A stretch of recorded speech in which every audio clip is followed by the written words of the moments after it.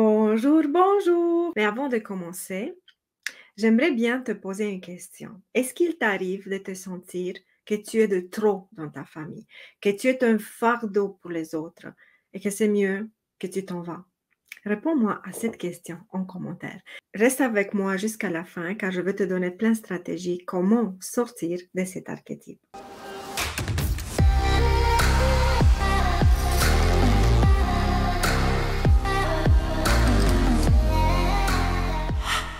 Mais avant de commencer, j'aimerais bien me présenter. Mon nom est Ginestra Mora.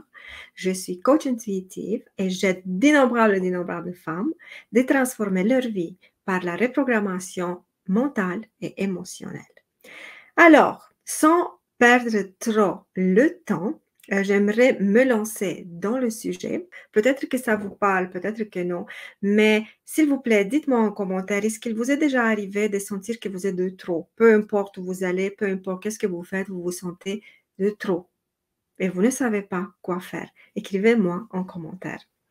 Alors, j'aimerais un peu expliquer pourquoi ce sentiment, et à l'âge adulte, peu importe l'âge qu'on a, ce sentiment que je dérange, je suis de trop, je n'ai pas ma place, il est présent même à l'âge adulte parce que ça, c'est un comportement qui commence normalement pendant notre enfance, commence pendant notre famille, ça commence dans notre famille, quand dépendamment du contexte familial, du caractère des parents, de la situation dans laquelle nous sommes arrivés au monde, l'enfant va développer certains mécanismes de défense, l'enfant va développer certaines blessures qu'il va les porter toute sa vie à l'intérieur de lui s'il ne fait pas un travail conscient, s'il ne fait pas un travail volontaire pour renverser ce mécanisme, pour le désactiver, c'est mieux dit, de le désactiver. Une grossesse non désirée, ok? Un enfant qui apparaît après d'autres plein d'enfants dans la famille. La mère ou le père le voit comme « oh, encore un autre ». Et alors, toute cette lourdeur émotionnelle qui existe dans le cœur des parents va se refléter en permanence sur l'enfant et l'enfant va sentir que « oh, c'est quelque chose qui ne fonctionne pas ici. Je dérange la famille. Je suis venue pour alourdir leurs tâches. » Et alors, doucement, doucement, cette blessure prend place à l'intérieur de l'enfant et il va la porter pour le reste de sa vie. Et dans ce contexte, on va parler de l'enfant, de l'archétype de l'enfant fardeau. Qu'est-ce que ça veut dire un fardeau en premier? Un fardeau, ça veut dire quelque chose qui est trop, que c'est difficile. On le porte sur nos épaules, malgré le fait qu'on ne veut pas le porter. Et alors, en permanence, on se plaint. Oh, c'est difficile. Oh, c'est lourd. Oh, j'aimerais tellement m'en débarrasser. Oh, j'aimerais tellement que cette chose-là qui pèse sur moi n'existe pas. Et regardez exactement ce type de discours les parents tiennent envers l'enfant. L'enfant qui est non désiré, l'enfant qui est arrivé comme un accident, l'enfant qui alourdit la charge financière de la famille. Et les parents, bien entendu, sont inconscients de tout ce qui se passe dans le cœur de l'enfant quand ils réagissent de cette façon, mais malheureusement, ça laisse des traces énormes. Ah, surtout à l'âge adulte. Parce que pendant l'enfance, l'enfant va développer ces mécanismes, mais il ne va pas être vraiment conscient des implications à long terme. Il va vivre dans cette dynamique, il va essayer de survivre, il va essayer de se, je sais pas, comme devenir transparent, de faire quelque chose pour survivre parce qu'il ne peut pas sortir à l'extérieur de la famille. Il n'a pas le choix où partir un enfant. Alors, il doit rester. Mais dans ce milieu, dans cette ambiance, il va commencer à se créer des identités, des carapaces pour se protéger et bien entendu pour survivre. Et les trois principales personnalités, visages que l'adulte qui porte ce type d'archétype va développer sont « je dérange », toujours la personne prise dans cet archétype va dire « je dérange », c'est mieux que je m'en aille, sans moi, leur vie va être meilleure, et je suis un fardeau. En permanence, l'adulte va entretenir dans son monde mental et émotionnel ces types de pensées reliées à ce type d'émotions, de rejet, bien entendu, le fait que c'est pas ma place, c'est pas intéressant pour moi que je reste ici, je dérange tout le monde.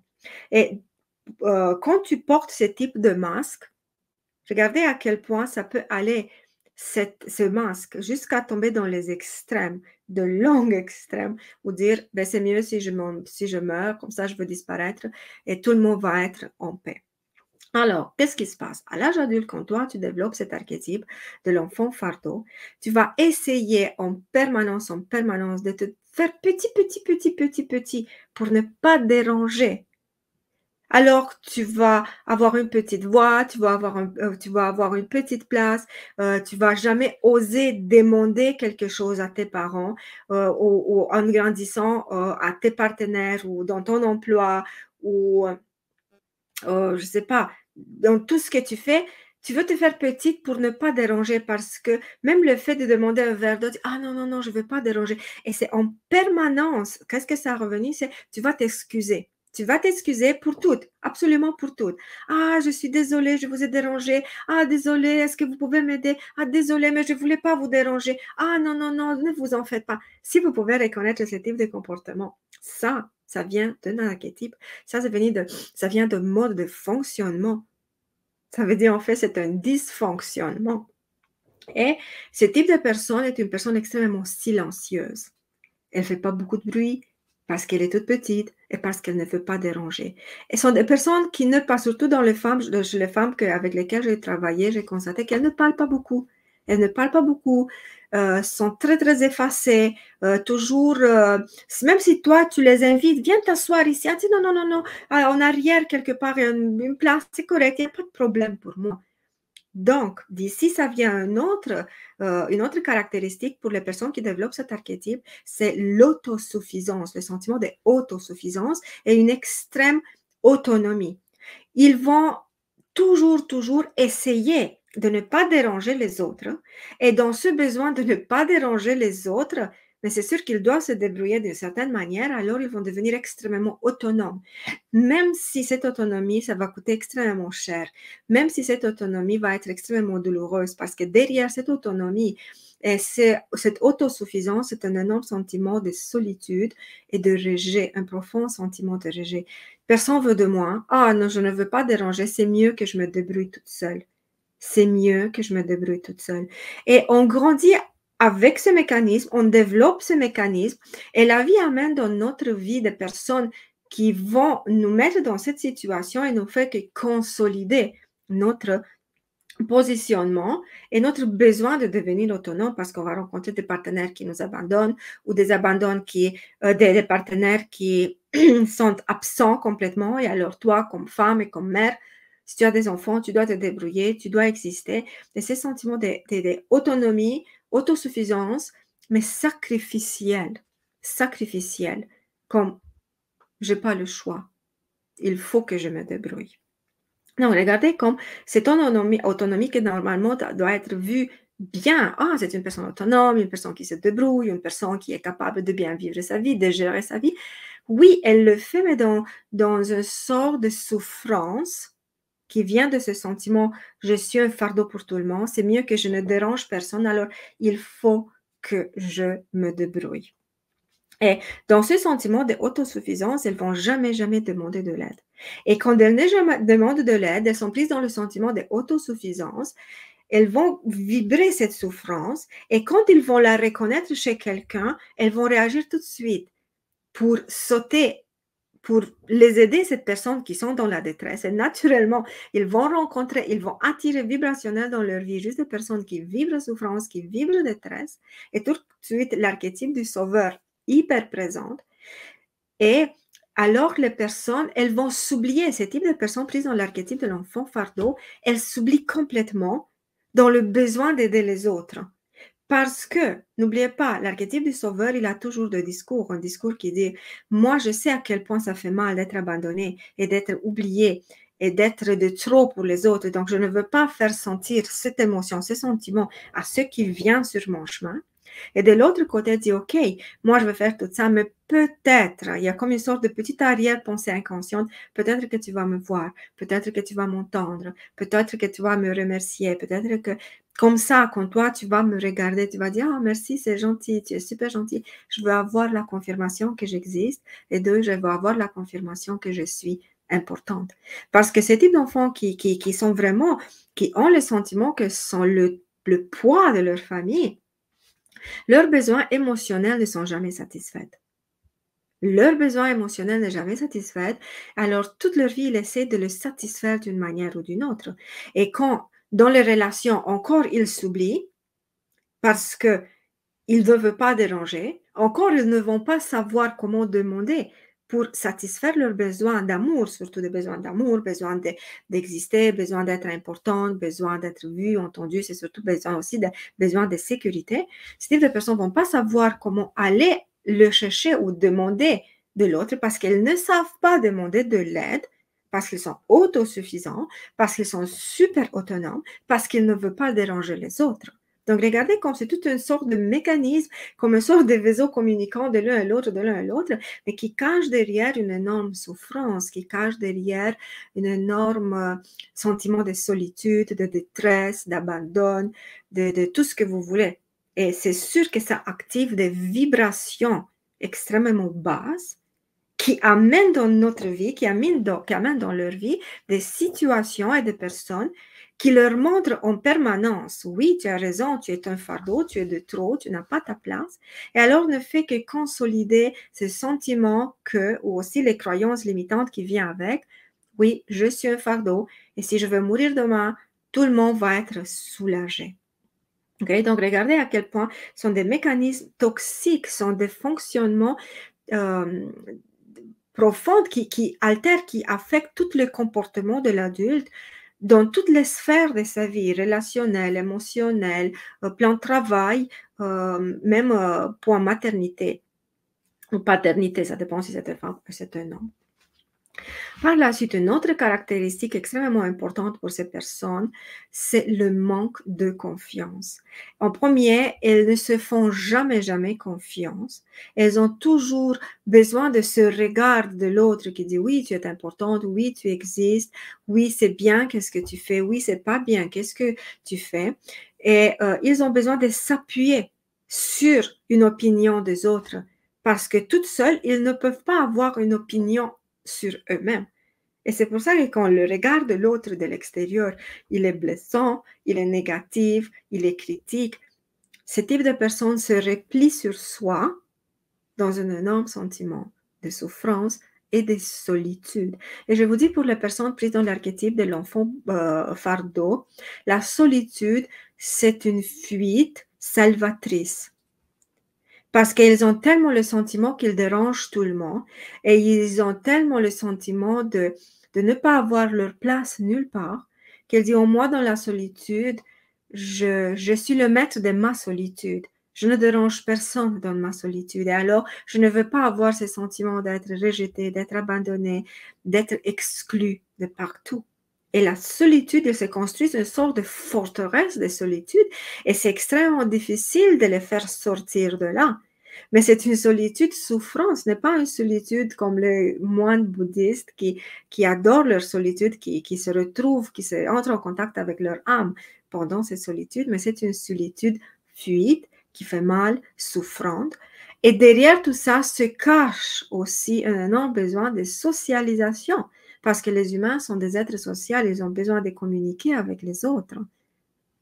Mais comme toutes ces blessures vibrent, et le discours mental négatif est extrêmement puissant, les émotions sont puissantes, alors on se protège parce que si l'être humain fuit quelque chose, il fuit la souffrance. On fait tout pour éviter de souffrir, mais absolument tout pour éviter de souffrir.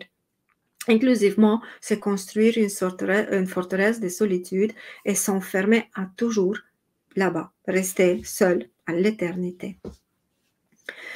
Une autre caractéristique intéressante pour ce type de personnes, ils n'ont jamais le courage de se montrer vulnérables.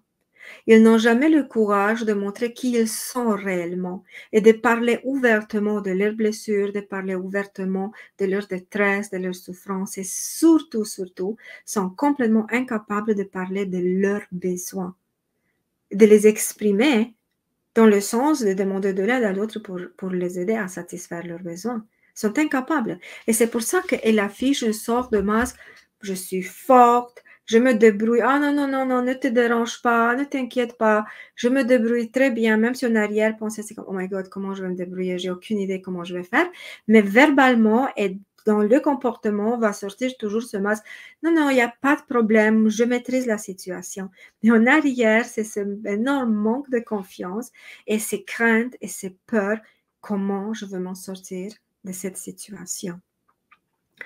Et vous savez, c'est assez intéressant de voir que cette personne, en dehors du fait qu'elles se sont déjà un fardeau, elles le croient réellement. Elles croient réellement qu'elles sont un fardeau. Et elles n'osent jamais à demander plus de qu'est-ce qu'elles ont. Jamais, jamais, jamais. Elles vont garder cette petite place insignifiante, elles vont garder cette petite place non importante pour le reste de leur vie. S'ils n'arrivent pas, par exemple, dans un état d'éveil, où c'est l'éveil qui disent, écoute, c'est le temps que toi, tu réalises qu'il y a quelque chose qui ne fonctionne en toi et que tu fasses quelque chose pour sortir de là. Alors, ils vont mourir dans cet état de je suis petite, je n'ai pas d'importance, je ne veux pas déranger. Et en même temps, regardez comme tout est relié. Je vous ai dit, ce sont toujours des mécanismes inconscients, mais tous ces mécanismes inconscients sont extrêmement reliés entre elles. Ce type de personne qui vit dans l'archétype de l'enfant fardeau, cette personne, elle vit à la limite, point de vue matériel, elle vit à la limite de la suffisance. Elle va jamais demander un vêtement de plus. Elle va jamais demander un soulier de plus. Elle va jamais demander un cadeau. Elle va jamais faire quelque chose pour avoir un peu plus, pour prendre soi-même des besoins physiques normaux. Normal, un shampoing ou je sais pas, un parfum pour une femme ou peut-être une écharpe, un bijou. Elles vont se priver de tout ce qui est de trop de leur point de vue. Et alors, elles vont se contenter des minimum pour exister. C'est un mécanisme assez intéressant. Et elles vont vivre, quand on dit, une vie très frugale, une vie très à la limite de la pauvreté et même à la limite de la folie, on pourrait dire, parce qu'elles ne sont pas du tout conscientes qu'elles ont le droit de demander un plus, qu'elles ont le droit d'avoir un vêtement de plus, d'avoir un parfum, d'avoir, je ne sais pas, une robe de plus. Ce sont des femmes, je vous ai dit, j'ai rencontré des personnes, de mes clientes, qui portaient peut-être pendant 10 ans, elles ont porté la même robe. Pendant 10 ans, elle avait toujours la même robe. Mais elle a dit, mais non, je sais le temps qu'elle peut encore être bonne. Ah, je ne veux pas déranger. Non, non, non, il y a d'autres choses. Les autres ont plus d'argent, besoin d'argent que moi. Pour moi, c'est correct, il n'y a pas de problème. Mais est-ce que c'est réellement correct? Qu'est-ce que vous vous dites? Est-ce que c'est réellement ça? Ce n'est pas un problème de vivre dans cet état de pauvreté. Et je peux vous dire quelque chose, qu'est-ce que moi j'ai constaté dans ma vie et dans la vie de tellement de clientes avec lesquelles je travaille. Quand toi, tu es prise dans ce type de dysfonctionnement, dans ce type de mécanisme, dans ce type d'archétype, peu importe lequel se manifeste, il vient tout en sorte de détresse. Mais il vient tout avec une sorte de détresse et de pauvreté émotionnelle. C'est une pauvreté émotionnelle. Et la pauvreté émotionnelle va tout de suite entraîner une pauvreté financière, une pauvreté relationnelle, une pauvreté dans l'accomplissement de soi et dans le regard extérieur. Tout va être entouré de la pauvreté. Parce que c'est ça que tu vibres. C'est ça que tu vibres parce que l'abondance est un état émotionnel et mental par la suite. Donc, ça va être une combinaison entre état émotionnel et état mental. C'est ça l'abondance. Et quand je dis abondance, ce n'est pas absolument abondance financière. Ça inclut, mais l'abondance, je dis abondance matérielle, abondance émotionnelle, relationnelle, professionnelle. C'est ça l'abondance dans toutes les sphères de notre vie. Et toujours, regardez un peu dans votre vie. Qu'est-ce qui se passe? Parce que toujours, quand tu te trouves dans une détresse émotionnelle, quand toi, tu te trouves dans une pauvreté émotionnelle, toute ta vie est affectée par cette pauvreté. Et n'oubliez pas, si vous voulez sortir de cet état, la chose la plus importante qu'il faut faire, c'est d'essayer de transformer ses émotions, ne pas bloquer ses émotions, mais les accueillir, les accepter et les transformer. Changer son discours mental négatif qui dit je suis pas assez, j'ai pas de ma place, personne veut de moi. Si toi, tu es ici et là sur cette planète, tu as ta place. Tu ne prends la place à personne. Alors pourquoi toi, tu te refuses une place qui est de droit la tienne? Et quand tu viens tout de suite à comprendre, oui, c'est vrai, j'ai ma place sur cette planète Terre, alors il faut que tu doucement, doucement comprendre que tu peux t'affirmer plus. Tu as le droit de t'affirmer plus. C'est correct de t'affirmer plus. Il n'y a pas de problème de prendre ta place, de revendiquer ta place et de réserver ta place. Et c'est comme ça doucement qu'on commence à se reconstruire, point de vue émotionnel, mental, financier et de tout le point de vue. Si vous aimez ce type de contenu, n'hésitez pas à vous abonner. On peut à la chaîne, peu importe où vous me trouvez, vous me regardez cette vidéo, de partager la vidéo avec une personne qui a besoin d'entendre ce message. Et jusqu'à ma prochaine vidéo, je vous envoie beaucoup d'amour. Prenez soin de vous. Bye bye!